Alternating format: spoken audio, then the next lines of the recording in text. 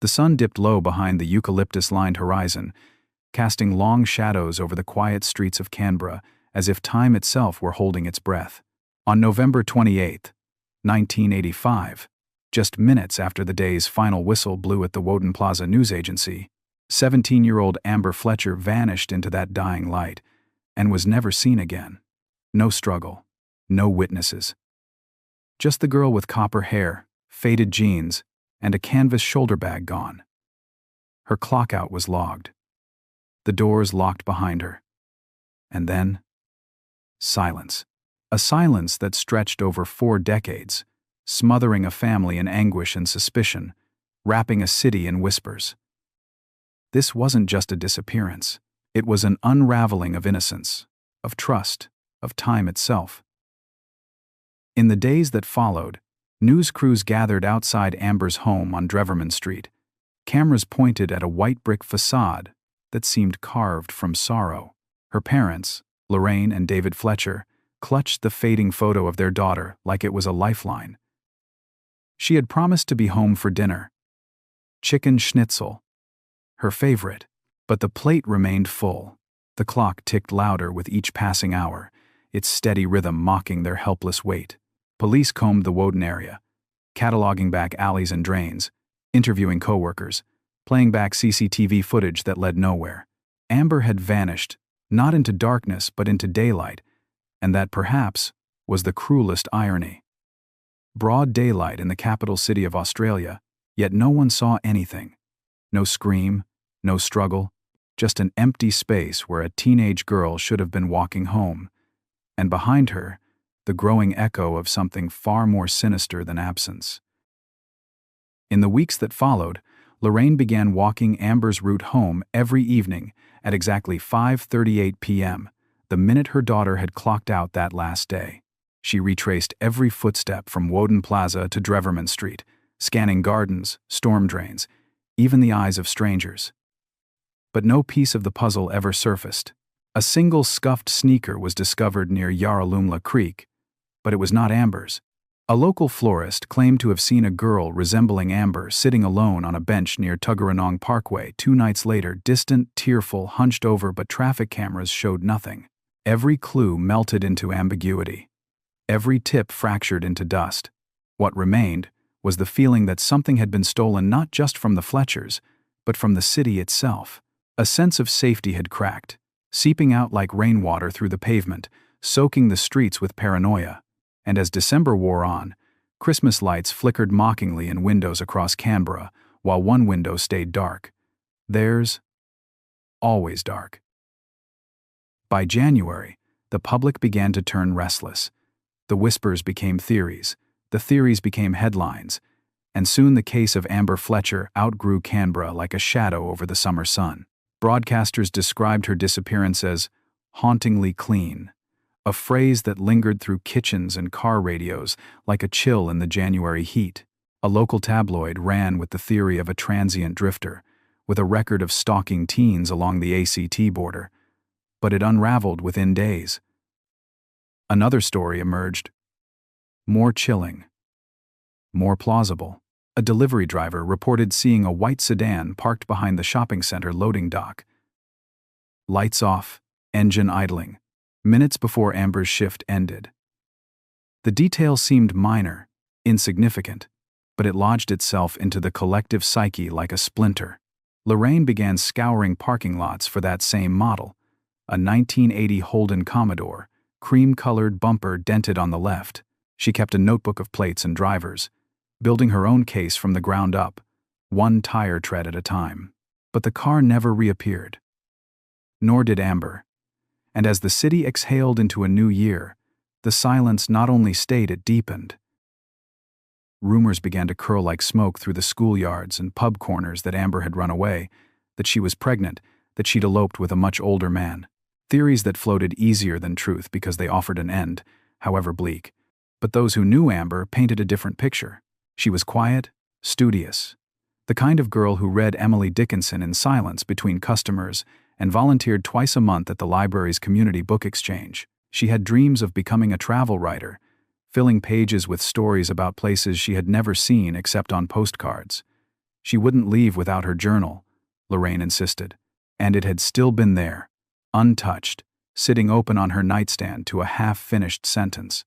That sentence, "I feel like something's waiting for me," took on a sinister weight in hindsight. A girl poised on the edge of possibility, caught in momentum, and then nothing. Each word she left behind felt heavier than footprints, because from that moment on, Amber Fletcher ceased to speak. But her silence was deafening. As autumn crept into Canberra with its brittle leaves and morning winds, a new layer of ache settled over Dreverman Street. Lorraine, who had once been a primary school teacher known for her gentle laughter, now moved like a ghost through her own life. David sealed off Amber's room by mid-February, unable to bear the scent of her vanilla lotion or the way the sun still fell across her pillows. Time was supposed to heal, but here, time only thickened memory, hardened it into something jagged and cruel. She didn't just vanish, Lorraine told a journalist in a rare interview that year. She was taken, someone knows. Her voice, hoarse but sharp, became the heartbeat of a quiet resistance against forgetting. Community vigils began. Candles flickered in suburban doorways. Posters turned yellow in supermarket windows. And in the background, always, that ripple of fear that maybe Canberra wasn't as ordinary as it seemed. That somewhere in its stitched-together quiet was a tear so deep it swallowed a girl whole. The investigation crawled forward, dragging with it a caravan of false hopes and dead ends.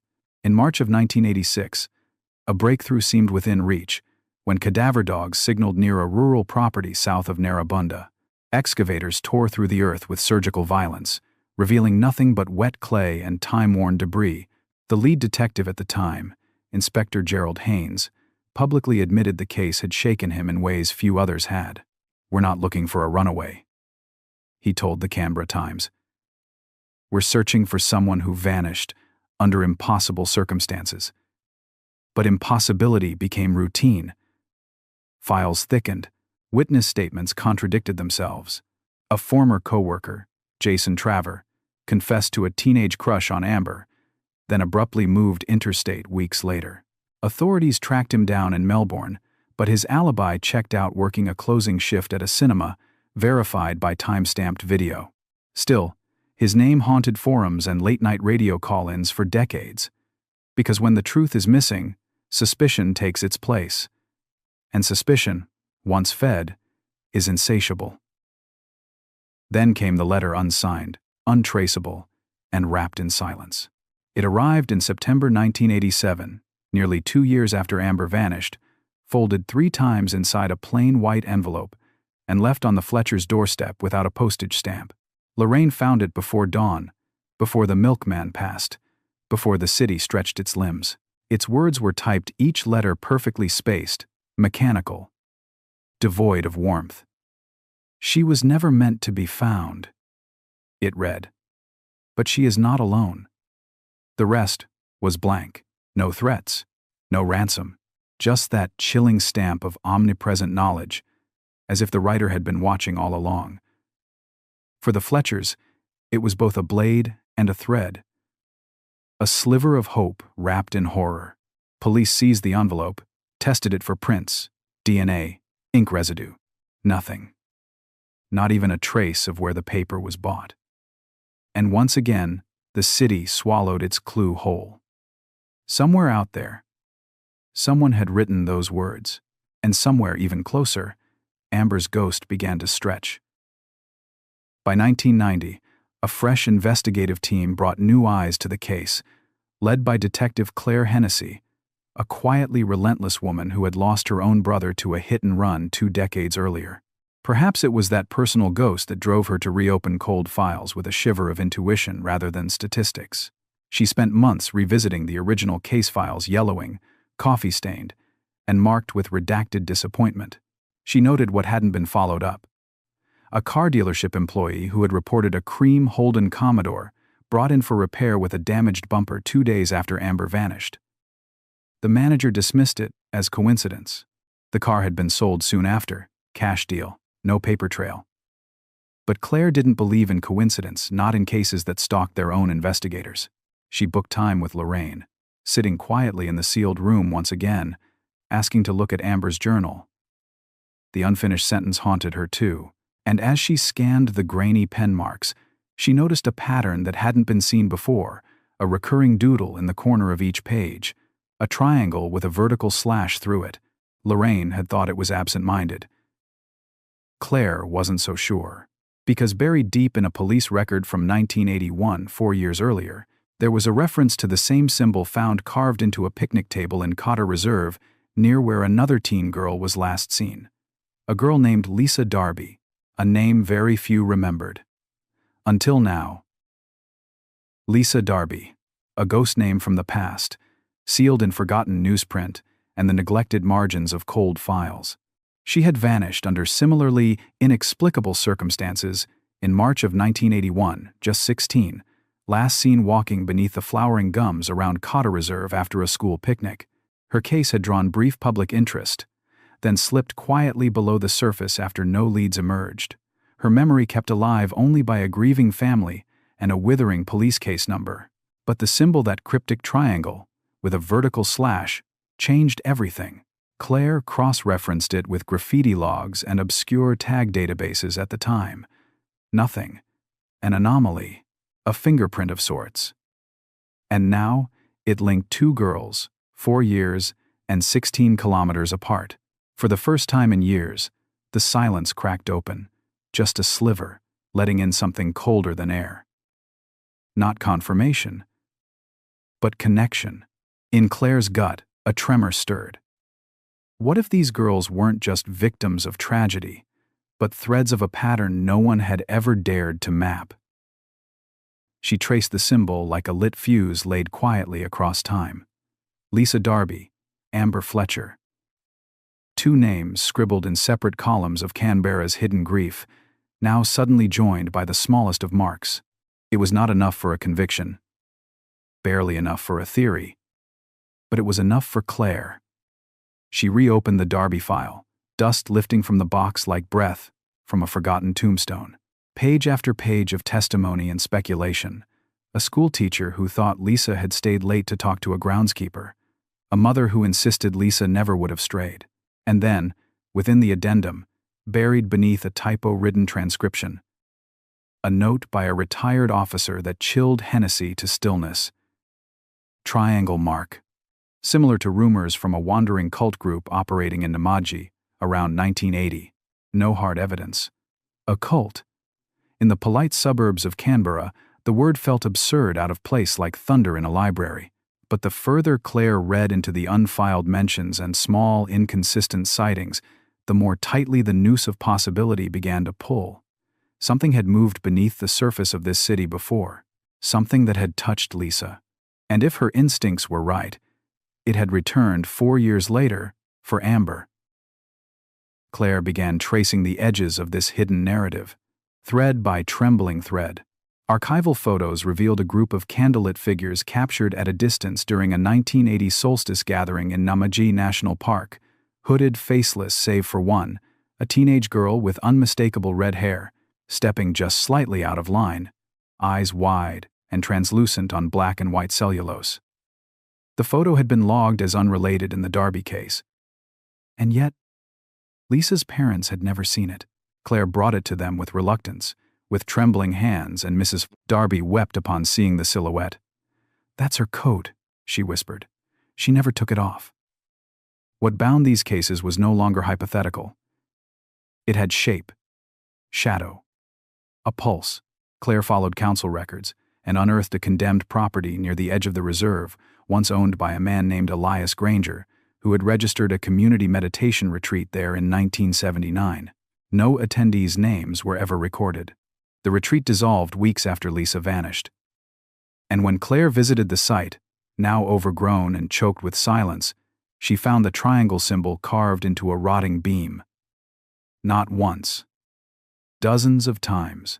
Some faded, some raw and fresh. As if someone still came here. As if what started with Lisa and echoed in Amber was not finished. As if this was not a story of the past, but of something continuing, something unfinished, waiting. The wind shifted, as Claire stood beneath the skeletal frame of what remained of Elias Granger's so-called retreat, the air thick with the rot of time and secrets. Her torch flickered across the warped floorboards, where moss had crept like tendrils of memory, patient and low. And on one wall, stained with soot or old blood, she could not tell which a larger symbol had been carved, this one encircled twice in concentric rings. A variant, amplified, deliberate. That night, she didn't sleep. Instead, she reviewed missing persons cases spanning the ACT from the late 1970s to the early 1990s, and discovered a pattern so veiled it could have been a hallucination. 4 girls, all between the ages of 15 and 17, all red-haired. All vanished within a 20-kilometer radius of Namaji. The media had never connected them. The police never grouped them. But the dates, the proximity, the similarity, it was impossible not to feel the pulse of something orchestrated. Not a serial killer, not a runaway fantasy, a system, a ritual, a shadow cast long before Amber ever set foot inside Woden Plaza. Claire felt it in her bones. This was not a coincidence. This was a liturgy of silence. And someone, somewhere, was still reciting it. Weeks blurred as Claire dove deeper, tracing maps along her apartment wall with lines of yarn and annotated pins that made Canberra look less like a city and more like a wound. She found an overlooked file dated 1983, documenting a fire that consumed a remote cabin near Borumba Rocks ruled accidental, suspected arson. A teenage girl named Tess Morrow had reportedly disappeared from a nearby school camping trip the same night.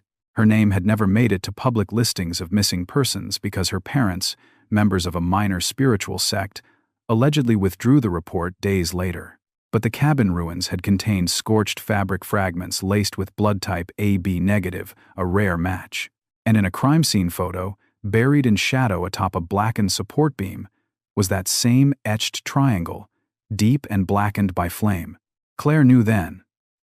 The cult, or whatever it was, had never really ended. It had simply slipped beneath the skin of the city. Quiet, pulsing. It had marked its chosen, and it had chosen Amber as part of something far larger, something only just beginning to surface. Autumn 1991.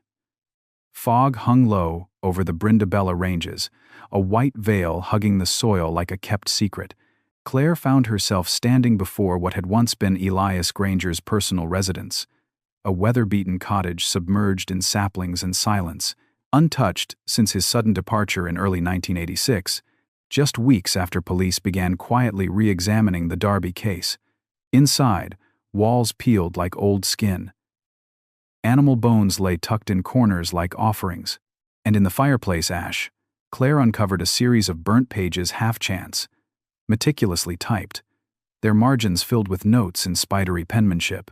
Repeated phrases surfaced again and again. Passage of flame. The red-threaded. Veil before fire. Each line more unnerving than the last. And then, one fragment. Largely intact. A name. Not Amber, not Lisa, but Isolde. A medieval name no longer in fashion, yet somehow familiar. Claire returned to the station in a trance and cross-checked the name against school registers from 1981 to 1985. There, age 17, student at Stromlo High, withdrawn 2 weeks before graduation. Guardians. Unknown. Last known address. Dreverman Street. Same street. Same number. Adjacent property to the Fletchers, Claire inhaled sharply. There had been another girl. Right next door. A girl lost to time, never officially reported. Amber had grown up beside a ghost. And perhaps, unknowingly, she had followed her. The revelation hollowed Claire from the inside. Street records confirmed the boundary fence once shared between the Fletchers and the Isolde residents had fallen at least twice over the years, rebuilt hastily each time by council workers after neighborhood reports of trespassing. But no complaints had ever come from the Fletchers, and none seemed filed by the other household, whose tenancy records ended in late 1985 shortly after Amber's disappearance. Claire sifted through school yearbooks and council archives until one brittle photo emerged.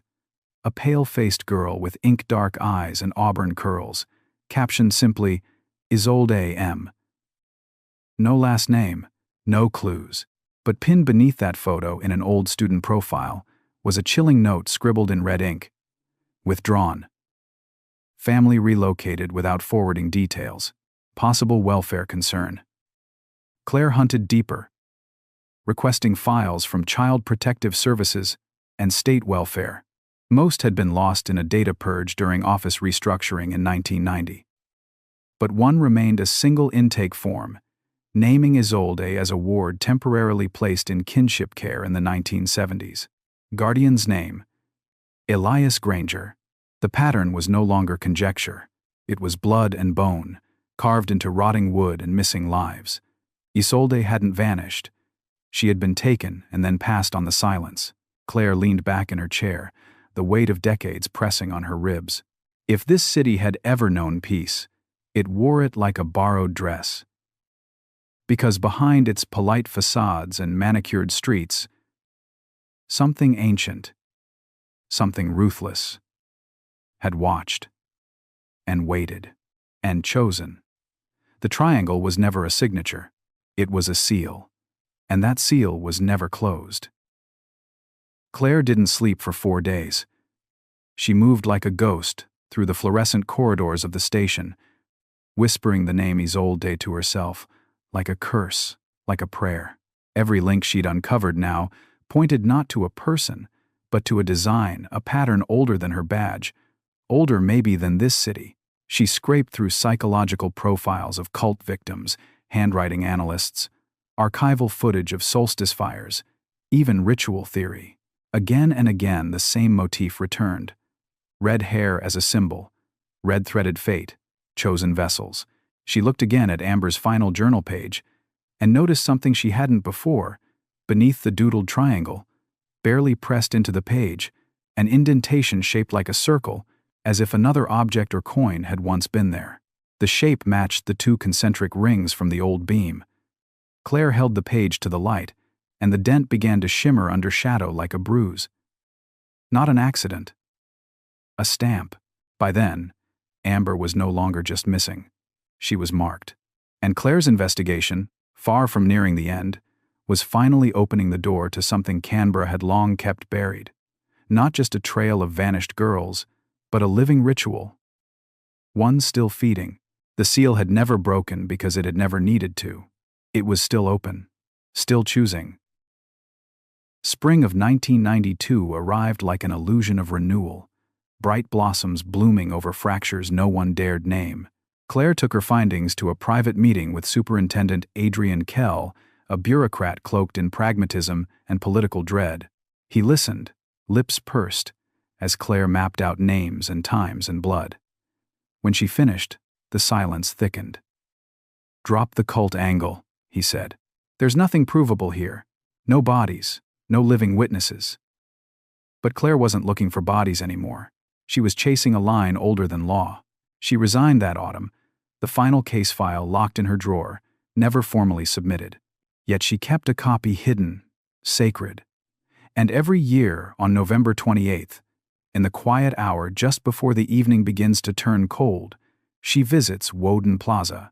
She walks past where the news agency once stood, where Amber Fletcher last touched the world. Not to solve, not to close, but to remember, because the city never gave her back. And something beneath Canberra still waits in the roots of its quiet parks. The bones beneath its sidewalks, the wind carving through Dreverman Street. Still choosing, still watching, the seal, untouched. The silence, unbroken. The red-threaded, never forgotten. But stories like these don't end, they echo. In 2020, nearly 4 decades since Amber vanished, construction workers renovating the southern wing of the Woden Plaza unearthed a sealed crawlspace behind a wall slated for demolition. Dust spiraled into the fluorescent light as the hatch opened, revealing nothing but decayed insulation, a rusted chair frame, and a child's canvas shoulder bag, wrapped in clear plastic. Inside it was a paper library card, the ink faded to ghost lettering. The name: Amber Fletcher. The bag was verified, the card indisputable, yet no other trace, no biological evidence, no fingerprints. Police made a formal announcement, calling it an item of interest, nothing more. But to Lorraine, now in her 70s, hands trembling as she held her daughter's bag once more, it was confirmation, not closure. That word had never belonged to her. To her, it was a whisper in the dark. They came back. Not to finish, but to remind. And still, no one knows why. Or who, or if, in some impossible space beneath Canberra's quiet breath, Amber's story ever really stopped.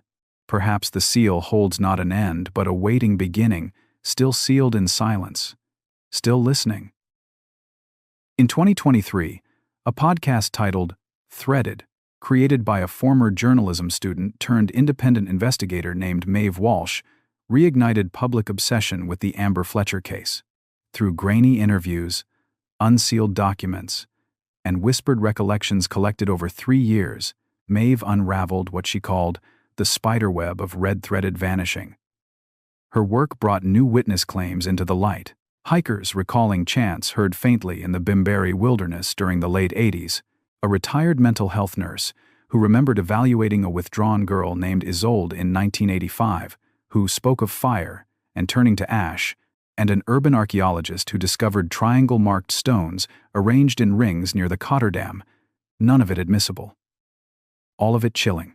The podcast stormed headlines, triggered the re-release of archived files, and reopened both old pain and unresolved fear. Lorraine listened to every episode. Said nothing, but in the final one, Maeve read aloud the unfinished sentence from Amber's journal, "I feel like something's waiting for me." Then Maeve paused, breathed, and said the last words ever heard from the show. Maybe it still is. The screen went dark. No new episodes followed. Maeve vanished weeks later. Last known location, Namadgi. The loop, unbroken. The seal, still closed. The silence, louder than ever. Maeve's disappearance was never officially investigated, as a crime deemed a voluntary withdrawal by overstretched authorities, with no clear evidence of foul play.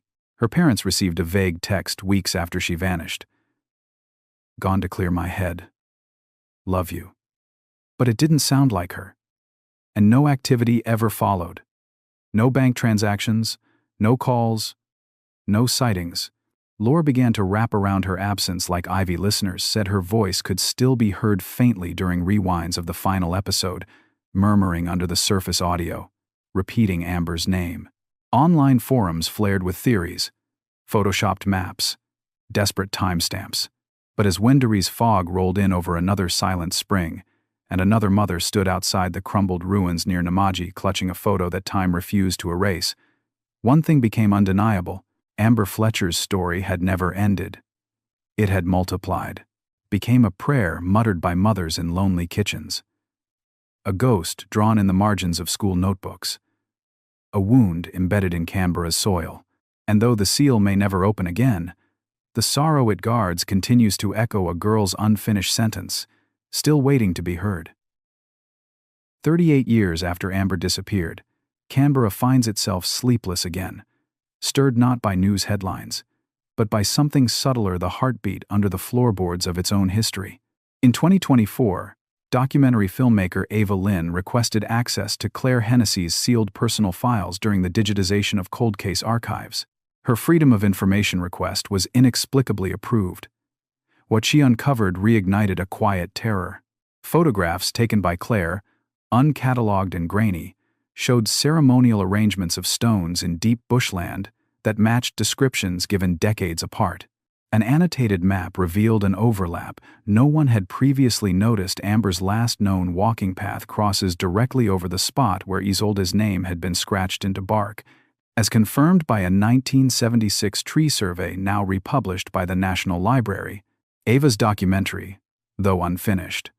Leaked online rough cuts, whispers, cuts of static and sorrow. In the final, unedited frame, she stands in that place, in the forest. Wind presses against the mic. The camera shudders, and before it cuts to black, her voice cracks through the leaves. It isn't gone, it's just waiting. And so the believing begins again, because every silence holds a shape, every vanishing casts a shadow. And somewhere deep in the brittle wild of Namaji, where red hair once caught fire in solstice light, the seal remains untouched. The circle is not broken, only paused, for memory has no grave, and what has waited for 40 years will wait forever. In February of 2025, on the anniversary of the letter, the one that first spoke the words, "She is not alone," a sealed envelope appeared once again at the Fletcher home. Lorraine, widowed now, opened it with trembling hands beneath a rain-warped porch light. Inside was a photograph no one had ever seen, Amber. Unmistakable. Older than 17, seated beside a riverbank, the shadow of a mountain behind her. Her eyes were distant but open, heavy with knowing. The back of the photo bore just 3 words, handwritten in clean blue ink. The waiting ends. For days, Lorraine clutched it like a relic, until it was taken by authorities who, once again, found no fingerprints, no traceable ink, no proof of its origin. Yet nothing would ever feel the same. Because Amber, whether alive or spectral, had spoken once more. Not in words, but in presence. And so, the circle narrows, the silence shifts. Because what began in the light at Woden Plaza and vanished into 40 years of shadow may now be returning not as a scream or a confession, but as a calling. A reminder that memory, once sealed, can reopen. That grief is not the end of a story, and that perhaps, against every tremor of logic and law, the red-threaded are not lost, only misplaced in time, waiting for the moment the silence decides to speak them back into the world. In late August of 2025, the National Archives quietly released declassified footage from a government contractor's drone survey over the Namaji region conducted in 1996. Material, long withheld due to unrelated licensing, disputes. Most of it was uneventful. Thermal scans of dense scrubland, maps overlaid with grid coordinates, static. But for a few seconds, in one corner of the reel, the drone lingered unintentionally on a clearing deep in the Bimberi Wilderness Reserve. There, arranged in precise formation, were 12 flat stones in concentric rings unmistakably echoing the markings found years earlier. And at the center, near the edge of the survey frame, something else. A figure seated cross-legged, scarlet hair shimmer bright, even in infrared, motionless. Waiting. The footage ends, the voice of the operator noting a transmission anomaly before the recording cuts abruptly to black. It sparked no immediate report, no action. Yet those who saw it, archivists, investigators, the few officials still watching, felt the air shift around their lives, as if the forest had offered one last breath, one last glimpse into a silence no longer content to stay hushed. And though the official files may eventually yellow and wither, far from eyes and hearts, the truth now moves unseen, not closure, but consequence, not myth, but memory. Amber Fletcher lives on, not only in unsolved files or mourned anniversaries, but in the trembling hush that follows a girl's name whispered in places where light doesn't reach. She is the silence between the lines, the shadow behind the trees. The waiting perhaps has ended, but the story has not. And so now, nearly 40 years since that fading twilight swallowed Amber Fletcher whole, Canberra lives in uneasy dialogue with her absence. Streets have been repaved, shop fronts replaced, clocks wound forward, and yet some dusk hours still carry that same ache, that same gap in the air where her footsteps should echo. New generations pass by Woden Plaza, without knowing what lingers beneath, unaware of the old roots twisted with silence beneath their feet. Yet for those who remember, those who carry the old photos in cracked wallet windows, who trace the triangle into condensation behind closed cafe glass. The story isn't cold. It lives, wrapped in breath and myth and quiet knowing. Amber Fletcher isn't a ghost. She's a thread, crimson and humming, forever stitched into the fabric of this city. Not gone, not erased, simply waiting still in the space between heartbeats, in the silence that follows her name. And perhaps that is where we leave her, not vanished, not discovered, but poised eternally at the edge of moment and memory. For cities do not forget. Not truly, not the way people wish they would. Instead, they hold on to their ghosts in the cracks of pavement, in the hush before morning, in the ripple of curtains stirred by wind with no visible source. Amber Fletcher walks softly still, not as a nightmare but as a warning, a reminder of what happens when we let silence win, when we turn away from the shiver at our spine, the mark etched into a tree, the unfinished sentence on a girl's nightstand. As long as there are unanswered prayers in yellowed case files, as long as mothers still dream of doors that never opened again, as long as red hair dances in the corner of an eye, only to vanish when you turn the red-threaded remain. Not gone. Only silent. And silence remembers everything. This is where the light fades not with resolution, but with reverence. For Amber Fletcher, and the others whose names are etched in silence rather than stone, remain part of a testament Canberra never chose to write. A city can pave over woods, rename streets, archive cases, but it cannot unmake the pulse of memory. In every rustle of eucalyptus leaves along the forgotten paths, in every November sunset that falls too quietly over Woden Plaza, their stories gently press forward, refusing to be buried. And though we may never know who carved the first triangle or why a red thread was wound through so many lives, we know this: the unanswered still speak. Their echoes ripple beyond logic, beyond closure, and into the marrow of something deeper, collective memory shaped like loss, like longing, like hope hanging suspended in the stillness. Amber was never just a girl who vanished. She became the question the city keeps asking, the hush that follows birdsong, and the shape made by every mother's reaching hand toward a door that should have opened. We end not with a solution, but with a vow that some silences will never be left alone. Not entirely. Not ever. And so the story waits in the soil, not buried, not asleep, but listening. Every rustling leaf over Namaji, every hushed breath inside Woden Plaza's restructured walls, every flicker of red in the corner of a passerby's eye whispers that this tale is not finished. Amber Fletcher's name is etched not only in memory, but in Canberra's muscle and marrow. A warning, a presence, a thread stretched taut across decades of silence. We may never know the names behind the symbols, may never see the full shape of what chose her or Lisa or Isolde or Maeve, but in each unfinished sentence, in the circle that never closed, there is still something trembling at the edge of knowing. Not to be solved, perhaps, but to be remembered, always remembered. Because some stories are not meant to end. They are meant to echo forever through the places we think are safe, through the names we dare not forget, and through the silences that still know how to speak. Perhaps, after all the silence, all the searching, all the stories whispered in shadowed corners and broadcast from blue-lit screens, the question we're left with is not how Amber Fletcher disappeared, or even who took her, but why her memory refuses to be still. As if the weight of her story is not just rooted in tragedy, but in meaning. A haunting, yes, but not just of loss of purpose unfulfilled, of fire left smoldering beneath still ground. There is power in the stories that do not resolve, in circles that never quite close. They become portals, pulling us back into the questions we dared not ask, into the breathless spaces between names and dates and photographs. It is there, in that space, that hush, just before memory exhales, that Amber lives, not vanished, not found, but present, a thread of red stitched across years of forgetfulness, a pulse beneath Canberra's civil breath, a silence that stares back, and in that silence, she waits, still.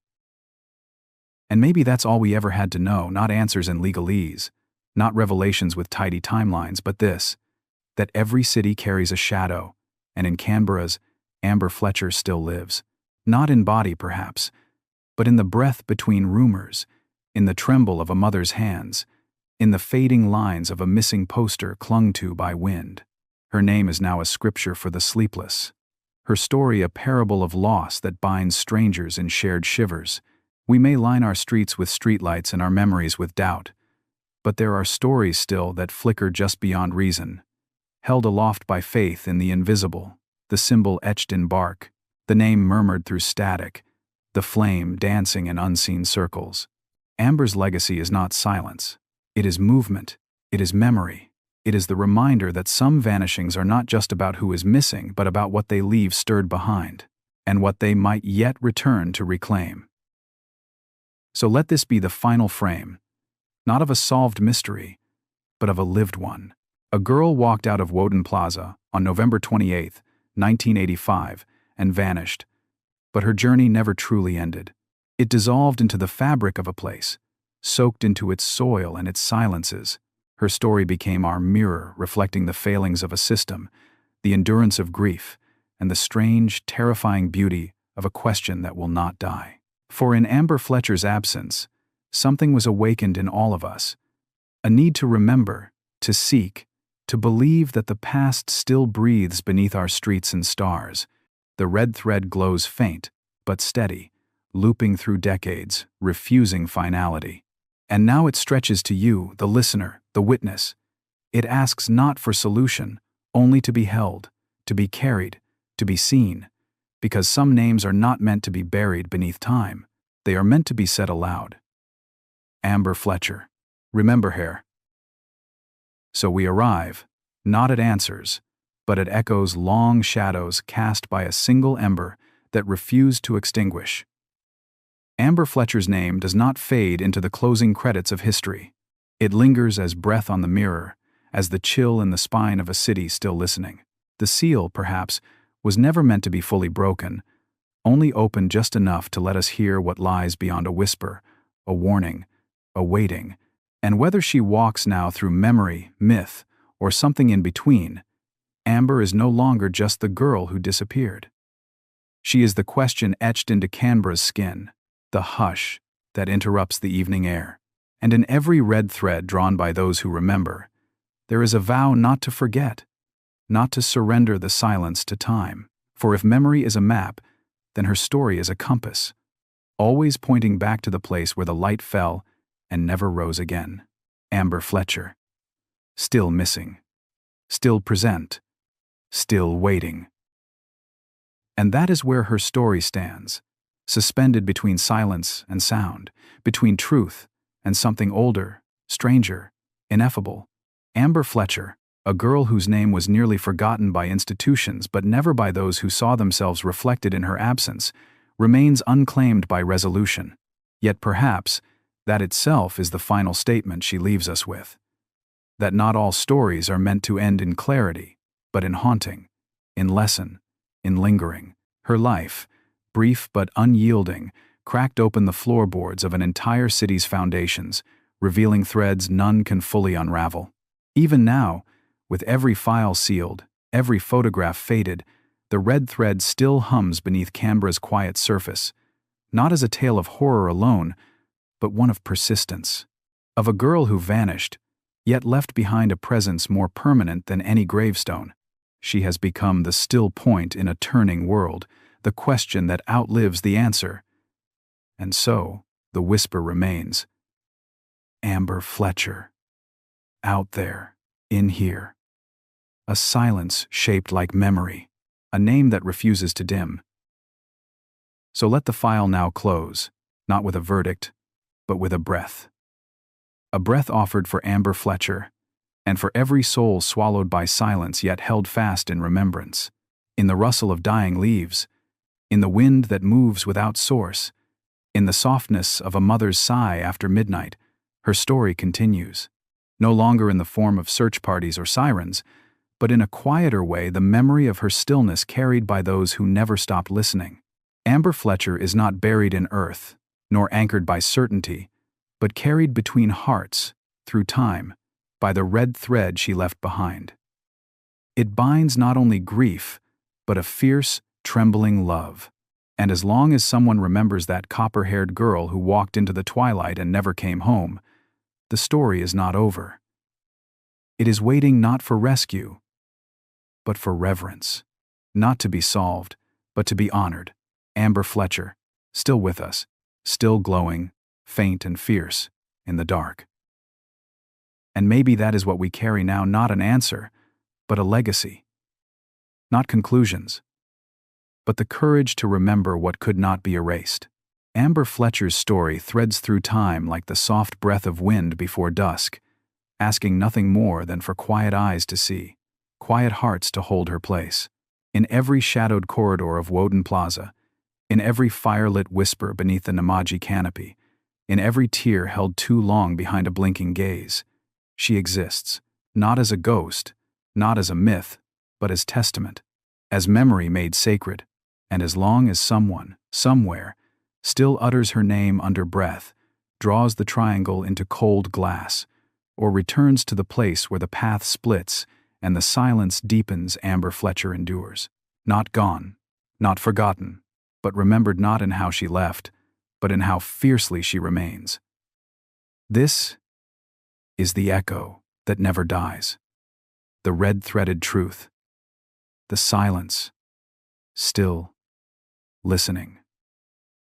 And so, as another August dusk descends quietly over Canberra, we pause not in closure, but in reverence once more.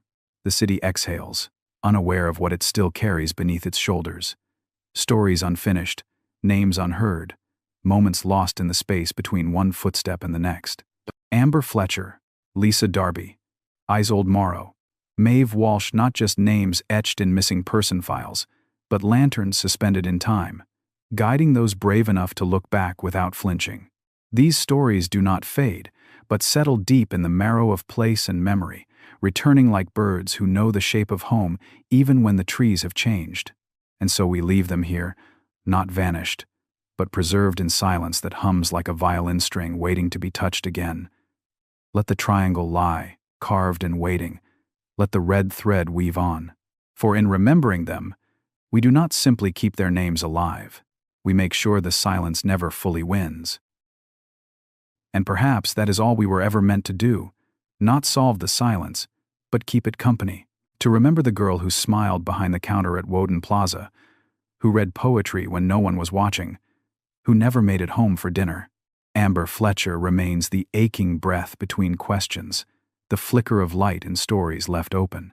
Her legacy is not just in candles burned on anniversaries or tapes played in quiet rooms, but in every act of remembrance, in feeling, in wondering, in refusing to let the thread unravel. For some vanishings are not voids, but vessels carrying truths too vast for a single ending. The seal may remain unbroken, the forest may hold its shadows, but Amber's presence threads on, quietly fierce, still with us, still waiting, still glowing, not for justice alone, but for something more enduring, to be remembered. For as long as we whisper her name, Amber Fletcher cannot disappear again. She is part of us now, always.